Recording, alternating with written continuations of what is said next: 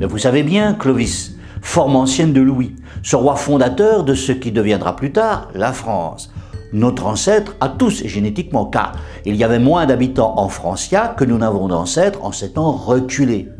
Ce roi dont nous n'avons conservé aucun portrait, sur lequel nous savons fort peu de choses, si ce n'est qu'il s'était fait baptiser. On ne sait pas précisément quand. Ce roi cruel et calculateur, dont nous n'avons conservé aucun écrit, eh bien, fut certainement l'un des souverains les plus considérables de l'histoire de France.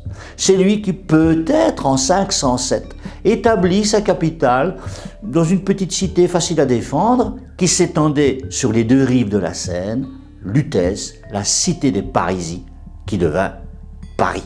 Décision, on le reconnaîtra, assez considérable. Lutèce existait bien sûr au temps des Celtes puis des Romains.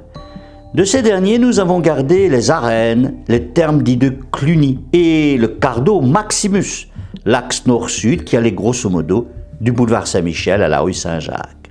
Cette ville de moyenne importance, qui avait peu à peu pris le nom de Civitas Parisiorum vers l'an 300, était peuplée d'environ 10 000 habitants, au meilleur de sa forme sous l'Empire. Mais sous Clovis, elle n'était plus l'opulente cité marchande qu'elle avait été au temps de sa gloire.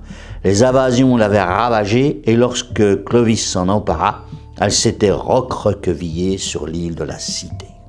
Peu avant sa mort, Clovis, qui résidait dans le palais des Thermes où avaient résidé avant lui les empereurs romains de passage, décida de bâtir une basilique en l'honneur des apôtres Pierre et Paul sur le mont Lucotitius, aujourd'hui la montagne Sainte-Geneviève.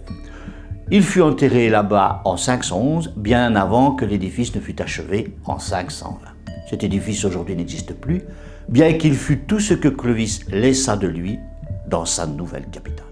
Mais le bonhomme avait marqué l'histoire en faisant de cette cité son lieu de résidence, et cela certainement en raison des avantages militaires de son île fortifiée et de sa position centrale dans les territoires nouvellement conquis par lui.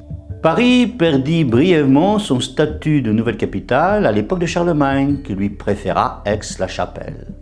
Le centre de gravité de l'Europe avait bougé vers l'Est, mais ça, Clovis, le grand conquérant du Sud lumineux, ne pouvait le prévoir. N'oublie pas de t'abonner.